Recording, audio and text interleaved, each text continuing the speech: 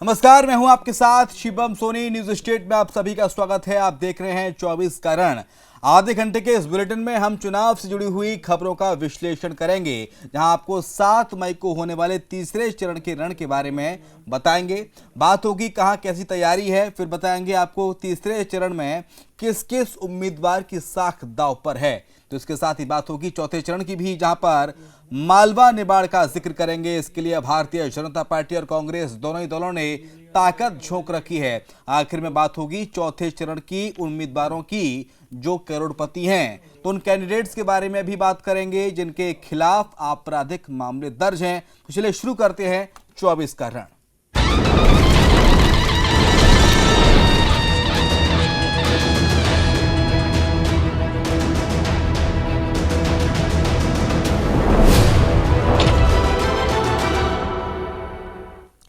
तो लोकसभा चुनाव के महापर्व का तीसरा चरण मंगलवार को होगा, जहां मध्य प्रदेश छत्तीसगढ़ की 16 सीटों पर वोटिंग होगी। इसके लिए करोड़ों भाग्य विधाता तैयार हैं, साथ ही तैयार है निर्वाचन आयोग भी। देखिए रिपोर्ट।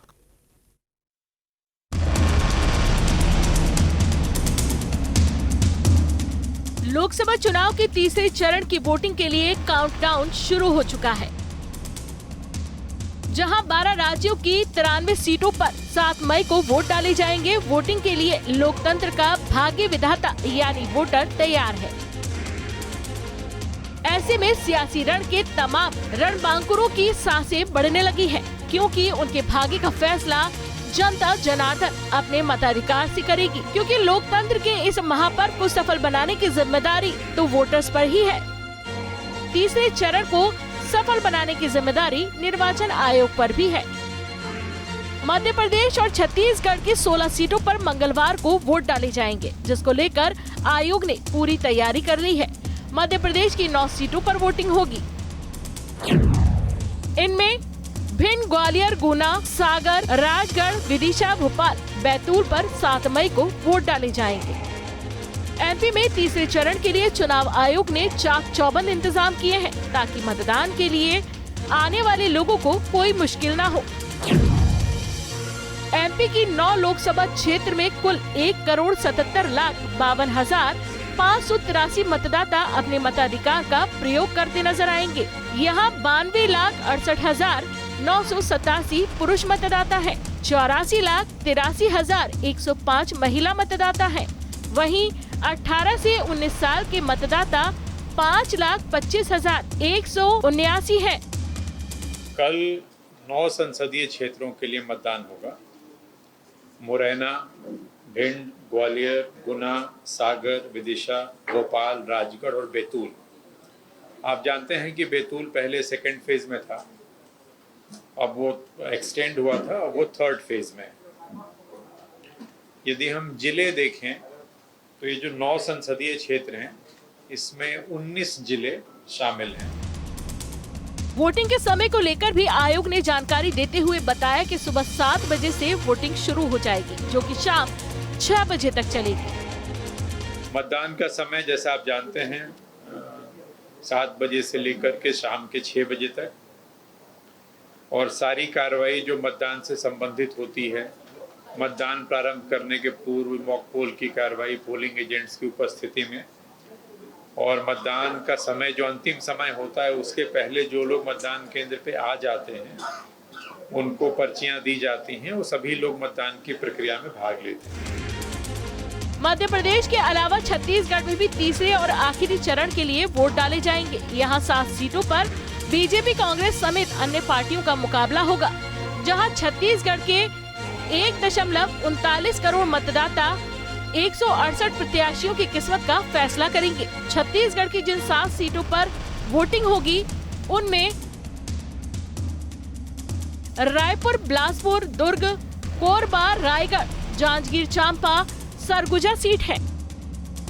लोकसभा 2024 के तृतीय चरण के मतदान का कल जो है मतदान दिवस रहेगा। राज्य के जो 7 लोकसभा क्षेत्र है, सरगुजा, रायगढ़, जांजगीर चांपा, कोरबा, बिलासपुर, दुर्ग और रायपुर, इन 7 लोकसभा निर्वाचन क्षेत्रों के लिए ये मतदान होगा। यानी मध्य प्रदेश और छत्तीसगढ़ दोनों जगह आयोग की तैयारी पूरी है। अब वोटर को अपना दम दिखाना है और ज्यादा से ज्यादा ईवीएम का बटन दबाना है, क्योंकि एक एक वोट लोकतंत्र की मजबूती को बढ़ाता है और देश को विकास के रास्ते पर ले जाता है। Team news state.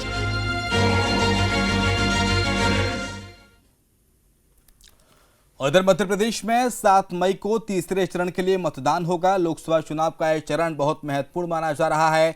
वजह इस चरण में शामिल गुना, राजगढ़ और विदिशा सीटों के प्रत्याशियों के सियासी कद हैं। विदिशा लोकसभा में पूर्व मुख्यमंत्री शिवराज सिंह चौहान और राजगढ़ सीट से पूर्व सीएम दिग्विजय सिंह चुनावी मैदान में हैं, जबकि गुना में लोकसभा चुनाव में मुकाबला केंद्रीय मंत्री ज्योतिरादित्य सिंधिया के जिम्मे है और इस लिहाज से इन तीनों सीट प्रदेश की हॉटस्पॉट सीट में शुमार हो गई हैं। देखिए रिपोर्ट।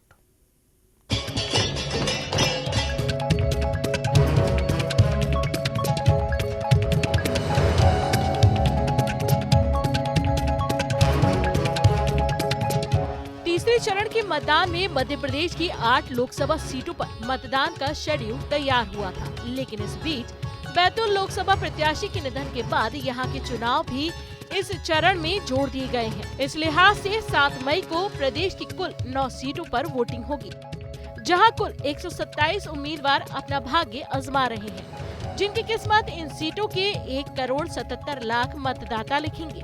मध्य प्रदेश के लोकसभा चुनाव का तीसरा चरण बहुत महत्वपूर्ण माना जा रहा है।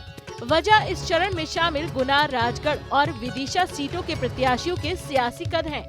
विदिशा लोकसभा से पूर्व मुख्यमंत्री शिवराज सिंह चौहान और राजगढ़ सीट से पूर्व सीएम दिग्विजय सिंह मैदान में है, जबकि गुना का लोकसभा मुकाबला केंद्रीय मंत्री ज्योतिरादित्य सिंधिया के जिम्मे है।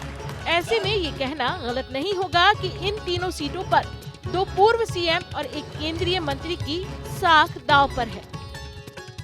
चूंकि ज्योतिरादित्य सिंधिया नई पार्टी में आए हैं, उन्होंने बीजेपी के सिटिंग एमपी का टिकट काटकर भारतीय जनता पार्टी से टिकट लिया है, इसलिए उनके लिए कहीं ना कहीं ये इलेक्शन एक प्रेस्टीज बैटल बन गया है। जबकि दिग्विजय सिंह इलेक्टोरल पॉलिटिक्स में बड़े समय बाद आए हैं। हालांकि वो ये भी कह रहे हैं कि उनका ये आखिरी चुनाव है, अतः उसे भी कहा जा सकता है कि उनका ये प्रेस्टीज इशू या प्रेस्टीज बैटल है। बात अगर एमपी के पूर्व सीएम दिग्विजय सिंह की करें तो ये उनका आखिरी चुनाव होगा और इस चुनाव में जीत के लिए वो एड़ी से चोटी का जोर लगा रहे हैं। दिग्विजय सिंह राजगढ़ सीट से प्रत्याशी घोषित होने के बाद से ही यहाँ डटे हुए हैं। दिग्विजय सिंह राजगढ़ संसदीय क्षेत्र से लगभग 3 दशक बाद लोकसभा का चुनाव लड़ने पहुँचे। वो यहाँ से साल 1984 और 1991 में सांसद रह चुके हैं। पिछला चुनाव उन्होंने भोपाल से लड़ा था, जहाँ भाजपा नेता प्रज्ञा सिंह ठाकुर ने उन्हें हराया था। इस बार उनका मुकाबला भाजपा के रोडमल नागर से है। वही बात बच्चों के मामा और बहनों के भैया शिवराज सिंह चौहान की करें, जो मध्य प्रदेश की राजनीति में पिछले 17 सालों तक मुख्यमंत्री रहे और अब 7 मई को होने वाले मतदान में नया इतिहास रचने की तैयारी कर रहे हैं। शिवराज सिंह चौहान एक बार फिर विदिशा से चुनाव लड़ रहे हैं। वो 1991 से 2004 तक 5 बार इस संसदीय क्षेत्र का प्रतिनिधित्व कर चुके हैं। इस बार के चुनाव में उनका मुकाबला कांग्रेस नेता प्रताप भानु शर्मा से है। साफ है कि तीसरे चुनाव में एमपी के 2 पूर्व मुख्यमंत्रियों की प्रतिष्ठा तो दांव पर लगी ही है, वहीं केंद्रीय मंत्री ज्योतिरादित्य सिंधिया के सामने भी साख बचाने की चुनौती है। सिंधिया गुना शिवपुरी संसदीय सीट से ताल ठोक रहे हैं, जिस पर सिंधिया परिवार का ही कब्जा रहा है। हालांकि बीजेपी ने इस बार सिंधिया को हराने वाले डॉक्टर केपी यादव का टिकट काटकर सिंधिया पर भरोसा जताया है। गुना संसदीय क्षेत्र की सीट को सिंधिया परिवार का गढ़ माना जाता है। साल 2019 में ज्योतिरादित्य सिंधिया ने कांग्रेस उम्मीदवार के तौर पर यहां से चुनाव लड़ा था, लेकिन उन्हें हार का सामना करना पड़ा था। इस बार उनका मुकाबला कांग्रेस नेता यादवेंद्र सिंह यादव से है। जाहिर है तीसरे चरण में एमपी की 9 सीटों पर वोट डाले जाएंगे, लेकिन प्रदेश की हॉट सीट गुना, विदिशा और राजगढ़ है, जहां पूरे देश की निगाहें टिकी हैं। ऐसे में बीजेपी हो या कांग्रेस, सभी इस सीट पर अपनी अपनी जीत का दावा कर रहे हैं। माननीय शिवराज सिंह चौहान जी, माननीय ज्योतिरादित्य सिंधिया जी जहां भारी मतों से जीतकर अपनी स्वयं की और अपनी पार्टी की प्रतिष्ठा को और आगे बढ़ाने जा रहे हैं, वहीं दिग्विजय सिंह जी अपनी प्रतिष्ठा जो थोड़ी बहुत राजगढ़ में बची थी उसे समाप्त होकर वहां भारी पराजय का उन्हें सामना करना पड़ेगा। कल राजगढ़ की जनता आपका राजनीतिक भविष्य तय कर देगी। आज जनता इनके झूठे वादों के, भाजपा के झूठे वादों से त्रस्त हो चुकी है, महंगाई से त्रस्त हो चुकी है, बेरोजगारी से त्रस्त हो चुकी है और जनता पूर्ण रूपेण अपना आशीर्वाद कांग्रेस प्रत्याशियों को और कांग्रेस पार्टी को देने का मन बना चुकी है। तीसरे चरण की वोटिंग के लिए काउंटडाउन शुरू हो गया है। ऐसे में देखना होगा कि जनता पूर्व सीएम शिवराज और दिग्विजय सिंह या फिर सिंधिया में से किसे दिल्ली का टिकट देती है। Team news state. तो मध्य प्रदेश का मालवा निमाड़ सियासत के केंद्र में हमेशा रहा है। ऐसा कहा जाता है कि सियासी दलों के लिए नफा नुकसान मालवा निमाड़ तय करता है। मालवा निमाड़ के 3 लोकसभा सीटें बेहद अहम मानी जाती रही हैं। वो हैं आदिवासी बहुल्य सीट खरगोन, धार और रतलाम, जहां मतदान के लिए अभी 8 दिन बचे हैं। खरगोन, धार और रतलाम लोकसभा सीटों पर 13 मई को चुनाव होना है, लेकिन बीजेपी और कांग्रेस ने चुनाव प्रचार में पूरा जोर लगा दिया है। देखिए रिपोर्ट।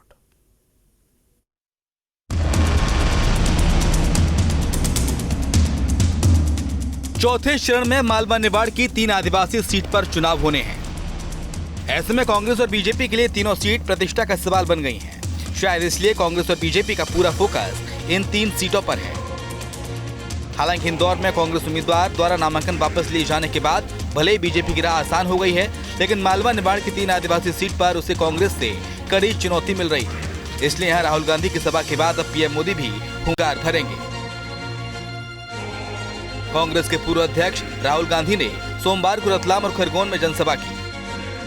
चौथे चरण के लिए कांग्रेस और राहुल गांधी पूरे एक्शन में हैं। उन्होंने मध्य प्रदेश पहुंचते ही पीएम मोदी पर निशाना साधा तो जनता के लिए घोषणाओं का पिटारा खोल दिया। हमने मन बना लिया है, आज 250 रुपए मनरेगा के लिए मिलता है। आपको 250 मिलता है ना? चुनाव के बाद 400 मिलेगा। और जो महिलाएं आंगनवाड़ी और आशा का काम करती हैं, उनकी आमदनी हम दुगनी करने जा रहे हैं। एक और जहां राहुल गांधी ने पीएम मोदी पर बड़े हमले किए, तो दूसरी ओर उन्होंने आदिवासी समाज को साथ देने की कोशिश की। इसका संदेश साफ है, मालवा निमाड़ की आदिवासी बाहुल्य सीटों पर कांग्रेस अपना पूरा फोकस कर रही है। उनके अलग अलग नेता कहते हैं कि हम रिजर्वेशन छीन लेंगे। रिजर्वेशन किससे छीनेंगे?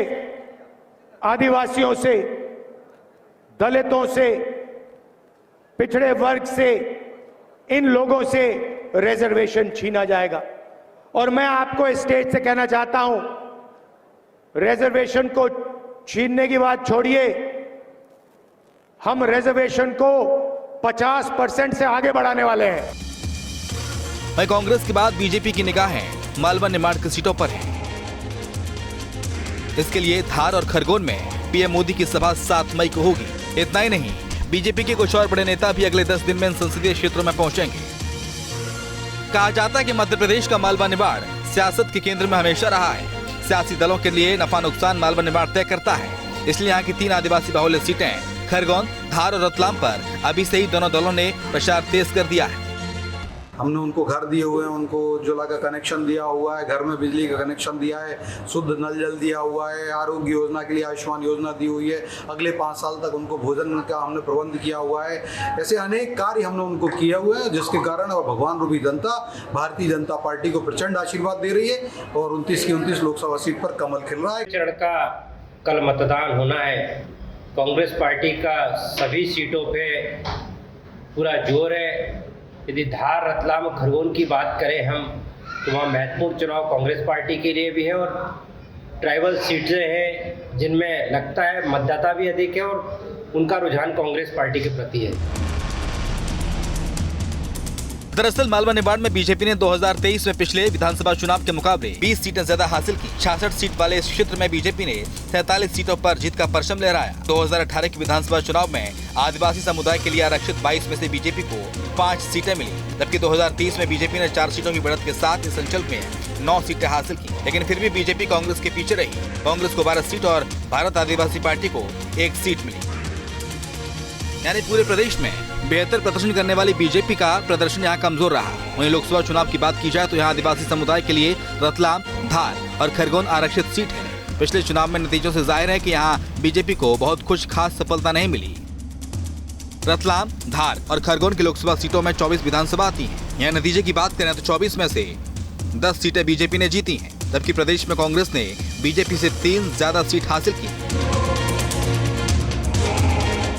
तीनों लोकसभा क्षेत्र ऐसे हैं जो आदिवासी वर्ग के लिए आरक्षित है, इसलिए कांग्रेस पार्टी आदिवासियों को अपने प्रति आकर्षित करने के लिए और अपने पक्ष में मतदान करने के लिए जोर लगाएगी। अब ये देखना है कि मतदाता उनके पक्ष में मतदान करता है या भारतीय जनता पार्टी के पक्ष में मतदान करता है। कुल मिलाकर देखा जाए तो लोकसभा चुनाव के चौथे चरण के मद्देनजर बीजेपी और कांग्रेस अब मिशन निमाड़ पर फोकस कर रही हैं। एक और जहां बीजेपी की ओर से पीएम मोदी कमान संभालेंगे, तो कांग्रेस की ओर से राहुल गांधी इस क्षेत्र में जनसभाएं कर चुके हैं। तो आगामी दिनों में यहां प्रियंका गांधी का दौरा भी प्रस्तावित है।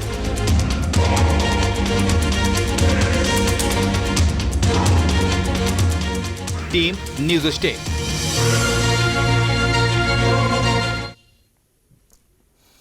तो अक्षय कांति बम के भारतीय जनता पार्टी में शामिल होने के बाद कांग्रेस के लिए इंदौर में परेशानियां बढ़ गई हैं और अब कांग्रेस नोटा पर वोट डालने की अपील कर रही है। लेकिन इस मामले को लेकर अब इंदौर में सियासत भी तेज हो गई है। रिपोर्ट देखिए।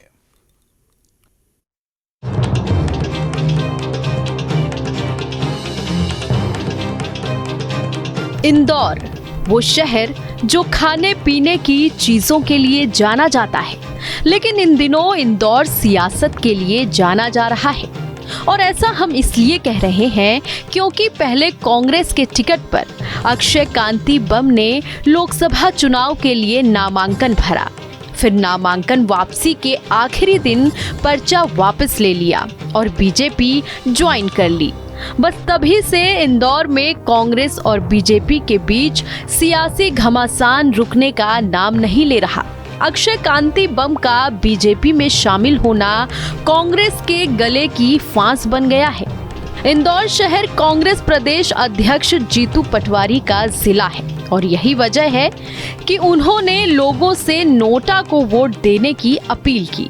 लेकिन उनकी अपील के बाद इंदौर संभाग आयुक्त ने समझाया कि नोटा को वोट देना वोट वेस्ट करने जैसा है, क्योंकि नोटा के अलावा जिसे भी सबसे ज्यादा वोट मिलेंगे वो जीत जाएगा।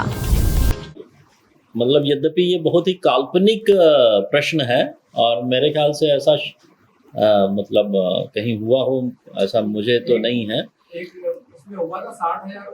बहुत ही काल्पनिक प्रश्न है, लेकिन फिर भी इलेक्शन कमीशन के जो रूल्स हैं, जहां तक ये है कि जो फिर माने कैंडिडेट्स में जिसका हाईएस्ट वोट है ऐसा नहीं हुआ, वही विजयी। वही बीजेपी और कांग्रेस में जुबानी जंग छिड़ी हुई है। कांग्रेस प्रवक्ता नरेंद्र सलूजा ने कांग्रेस पर आरोप लगाए और सवाल उठाते हुए कहा कि इंदौर में 14 और उम्मीदवार हैं, क्या कांग्रेस को कोई भी योग्य नहीं लगा और वो नोटा पर वोट डलवाकर वोट बर्बाद करने की बात कह रही है। देखिए, नोटा मतलब आप किसी भी उम्मीदवार को पसंद नहीं करते। नोटा से कोई विजयी उम्मीदवार नहीं होता। यदि बात करें तो नोटा को यदि सर्वाधिक मत मिल जाए तो भी सेकंड नंबर पे जिसको वोट मिले वही विजयी उम्मीदवार कहलाएगा। इसका मतलब है नोटा के रूप में अपना नोट व्यर्थ करना। यदि कांग्रेस को भारतीय जनता पार्टी को समर्थन देना चूंकि विचारधारा अलग है, तो हम ये मान सकते हैं कि कांग्रेस हमें समर्थन तो नहीं दे सकती उनके उम्मीदवार जाने पर, लेकिन 14 उम्मीदवार और भी है मैदान में। 14 में से एक भी उनको योग्य नहीं लगा। अब बात निकली है तो दूर तक जानी ही थी। बीजेपी के सवालों और आरोपों पर कांग्रेस प्रवक्ता का कहना है, लोकतंत्र का चीरहरण तो इंदौर में ही हुआ है। देखिए, जिस तरह लोकतंत्र का चीरहरण इंदौर में हुआ है, जिस तरह लोकतंत्र की हत्या हुई है, माहौल बनाया गया है, तो निश्चित रूप से इंदौर की जनता भी आक्रोशित है, कांग्रेस जनता आक्रोशित है ही, जनता भी आक्रोशित है। इस शहर पे एक दाग लगा है। कांग्रेस बीजेपी के अलावा वरिष्ठ पत्रकार भी इस मामले पर खुलकर बात कर रहे हैं और उनका कहना है इंदौर मध्य प्रदेश के लिहाज से एक बड़ी सीट है और नोटा का परसेंटेज बढ़ता है तो ये एक चौंकाने वाली बात होगी। जब से कांग्रेस इंदौर की चुनावी दौर से बाहर हुई है तब से वो लगातार अपील कर रही है मतदाताओं से कि वो नोटा का बटन दबाएं। अब जहां तक नोटा का सवाल है तो इंदौर में पिछले जो चुनाव हुए थे 2019 में, उसमें 5045 लोगों ने नोटा का ऑप्शन चुना था। अब एक बार फिर इन चुनावों में कांग्रेस के बाहर होने से नोटा का शोर है। अब अगर कांग्रेस का वोटर नोटा की ओर देख रहा है या कांग्रेस के लोग नोटा की अपील कर रहे हैं तो स्थिति बहुत रोचक हो जाती है। तो तीसरे चरण के लिए चुनाव आयोग ने भी लोगों से अपील की है कि वो बड़ी तादाद में घर से बाहर निकलें और अपने मताधिकार का इस्तेमाल करें। जागरूक हूं मैं मतदाता, अपने देश की दृष्टि हूं। I would like to appeal to the voters that elections belong to you. We are handing over the baton to you. Please come and vote. Vote देने जाएंगे देश के लिए। हमें विश्वास है कि यूथ न सिर्फ वोट करेंगे बल्कि हमारे एम्बेसडर्स भी बनेंगे। The entire team in the ECI is ready to ink the voters. Please join us.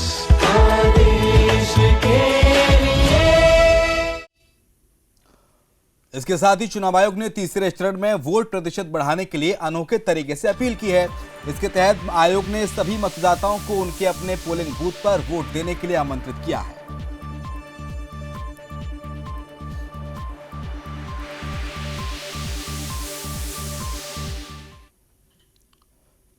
तो फिलहाल वक्त है छोटे से ब्रेक का। ब्रेक के उस पार भी खबरें जारी हैं।